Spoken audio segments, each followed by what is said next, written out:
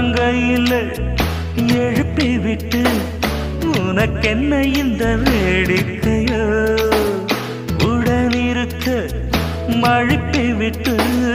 மறுப்பதுவும் வாடிக்கையோ